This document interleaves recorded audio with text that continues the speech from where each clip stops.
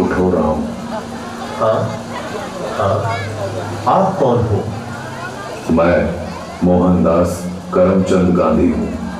मोहनदास करमचंद गांधी अर्थात महात्मा गांधी? हाँ बेटा, लोग मुझे इसी नाम से ही पहचानते हैं। बेटा इधर आओ, तुम क्यों उदास लग रहे हो? बापू, बात यह है कि कल आजादी का पर्व है और मुझे कल स्कूल में उसके बारे में कुछ बोलना है, इसलिए। उसमें क्या बड़ी बात है, आजादी के बारे में कुछ बोल देना। लेकिन बापू, क्या सच में हम आजाद हुए हैं? तू ऐसा क्यों बोल रहा है? चलिए बापू, मैं आपको कुछ दिखाता हूँ। देखिए बापू, उस घर में। मम्मी पापा, मुझ पर थोड़ा रहम करो प्लीज, मुझे आगे पढ़ने दीजिए। मैं आगे पढ़ना चाहती हूँ और डॉक्टर बनना चाहती हूँ। बस बेटा, आपने बहुत पढ़ लिया। हमारे समाज में लड़कियां इतना पढ़े यही बहुत बड़ी बात है। पढ़ना लिखना छोड़ो और अपनी शादी के बारे में सोचो।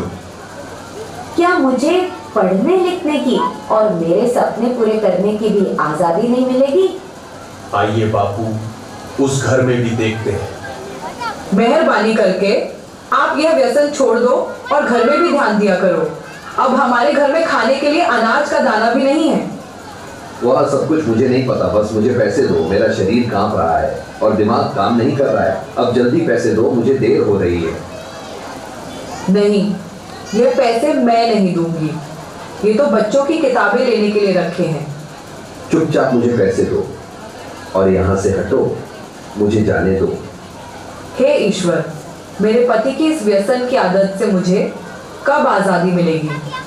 बाबू, और आगे चलिए, मैं आपको एक रिश्वतखोर अधिकारी बताता हूँ।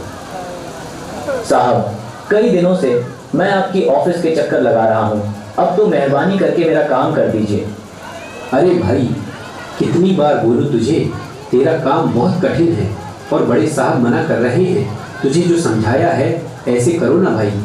लेकिन साहब, मेरे सभी कागज ठीक है और मैं अपना हक पाने का हकदार हूँ, तो मैं रिश्वत क्यों दूँ? तब तो सत्यवादी हरिश्चंद्र बनकर तुम्हारी सब फाइलों को लेकर इधर उधर फिरते रहो, जाओ, तुम्हारा काम नहीं होगा। हे ईश्वर, हमारे जैसे ईमानदार लोगों को ऐसे रिश्वतखोर अधिकारियों से कब आज़ादी मिलेगी? चलो बापू आगे। अरे भैया, ठीक से तोल माफ किया करो। गेहूं और चावल तो मिले, पर दूसरी चीज कहाँ पर है? अरे भैया, आपको जल्दी आना चाहिए ना, बाकी सामान तो सब खत्म हो गया है। आगे से ही कम सामान आया था, उसमें हम क्या कर सकते हैं? आपने तो कल ही सामान देना शुरू किया है, तो खत्म कैसे हो सकता है? अरे यहाँ से निकलो भैया, और लोग भी लाइन में राह देख रहे हैं। आपको जो शिकायत है वह बड़े अधिकारी से जाकर करना। हे भगवान, हम गरीबों को ऐसे अनाज की तस्करी करने वाले लोगों से कब आजादी मिलेगी? देखा ना बापू आपने, क्या आपको लग रहा है कि सच में हमारा देश आजाद हुआ है? आज के समय में भी लड़कियों को पढ़ने की आजादी नहीं है। आज के समय में बहुत सारे लोग व्यसन के अधीन होकर अपने घर की जिम्मेदारी को भूल रहे हैं। यहाँ पर सरकारी अधिकारी भी रिश्वत लेकर अपना काम करते हैं। अनाज बेचने वाला भी अनाज की तस्करी करके गरीबों का अधिकार छीन रहे हैं। क्या हम सच में आजाद हुए हैं? हमें देखनी है आजादी हर हाल